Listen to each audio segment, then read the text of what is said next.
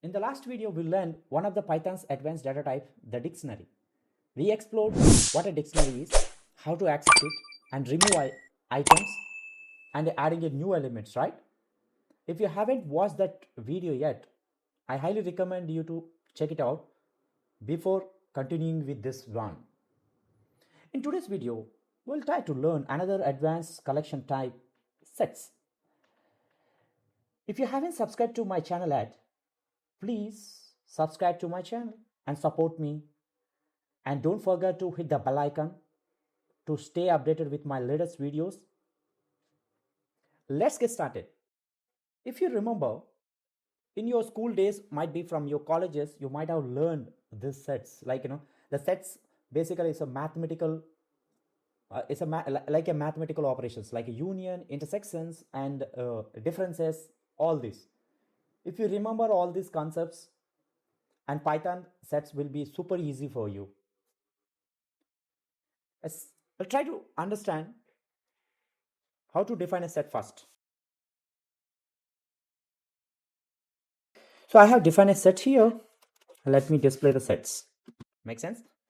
Now, we'll try to understand what exactly the set is. Set is a collection, as I said, but the set, very important point is here, unordered, unchangeable, unindexed. See, list and tuple is an order one, right? Dictionary and sets unordered. And also the tuple and sets we can't change. The ones you define, it's a unchangeable elements, unchangeable. We can't change the elements here, right? So I will record another video to comparing all the four advanced data types, the list, tuple, dictionary, and sets.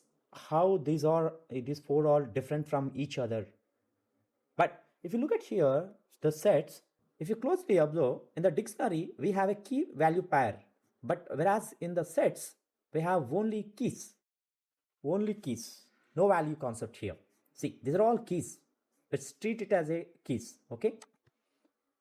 And next, so the how to access these elements, as I said that unindexed, right? There is no index concept here.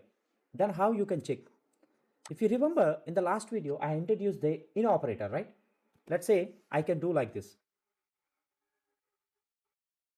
hello in set 1. If I print like this, see, true. That's how we can, if you want to print a whole set, you can do that. But if you can check that, whether that value is really it's present or not in the list. You understand? That's a one way to access the elements.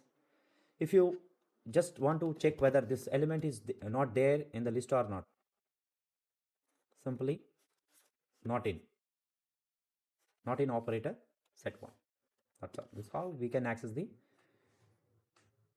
it's a true, right? It's a not in, it is not there. If I say sets, let's see, it should false, right? Make sense? That's how you can access the sets. Okay, so how to add new element to the sets? It's pretty much easy. You can use the add, it's a method, like it's an add method. Then simply you can add it, like a set 1 dot add, and you can add, let me print set 1. Here we go.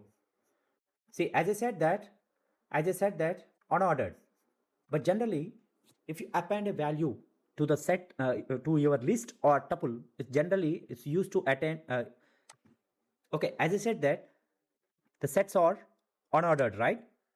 If you are trying to add any element to the list or tuple, this end of the list, end of the tuple, you generally used to see that new element, right? But here, if you closely observe here, sets, and see the vise and something like that, it's doesn't preserve the order. It like it's returns the, we cannot rely on the order here. When you are trying to access an element, this it can be now this is here, and again if I execute and if I add another element, it may change the order. That's how it is. Understand? So there is another possibility where you can add the elements. Let's say I have two sets like this. So now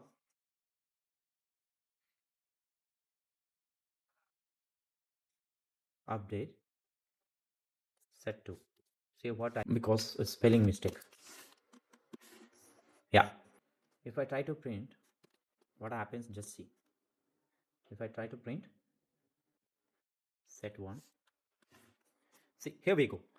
See, just I'm adding multiple elements, adding the multiple elements to the existing set 1. But here, see, the order is completely changed, right?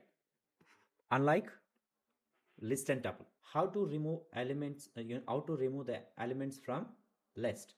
It's a quite simple. Remove. Set 1 dot remove, like let's say 40. Just I remove the 40. Print set 4. That's all. See, the 40 is removed. Understand? How to join sets? Okay. So how to add sets? Sets won't allow you to add like this, like in a plus operator. Rather, what you can do is dot union. You can just, you have to keep this one. Just you have to union. As I said that it's a mathematical operations, right? Just you can do print 3, print as set 3. Here we go. See, this is how you can add two set elements. You can add like this with the help of the union. I hope you got the point. Okay, let's talk about the real-time scenario. That's very crucial. Just talk about the real-time scenario. Imagine you are analyzing the data for the retail business. You have products.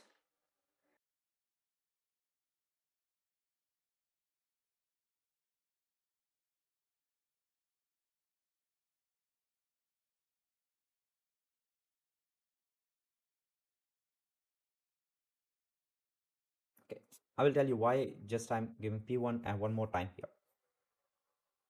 Now, you'd like to understand the different products from these two states, these two stores. Like, just as I said in the just before, we are adding the two. Just we are adding the two sets here, right? Just you can merge the two sets. The similar way here also. Just if you would like to know that the products, what are the products available in these two, and simply you can use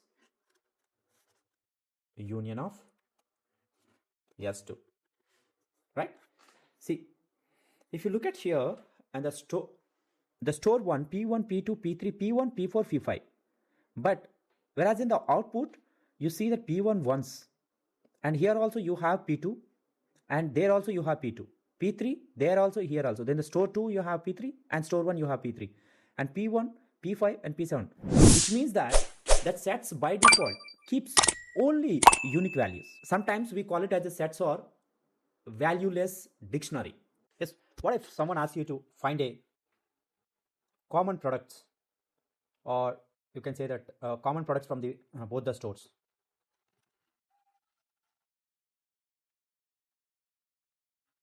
Okay, very simple. We have a direct intersection of S2.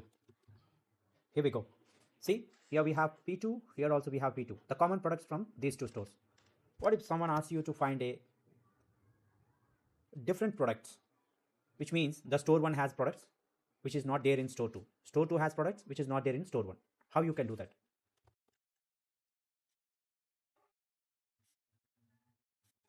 Difference you can say that. S1 dot S2. Here we go. The similar way, other way around. See, you can identify like easily, right? See, P1, P4 and P5 is not there in store 2. Similar way, other way around, S2 dot S1. Now I am trying to find the products which is there in the store 2 but which is not there in the store 1. I hope you learned something from this video. If you like this video, please leave a thumb and don't forget to subscribe to my channel and share this video with your friends and colleagues. In the next video, we'll try to understand what is the difference between list, tuple, dictionary, and sets. Stay tuned. See you in the next video. Until then, bye bye.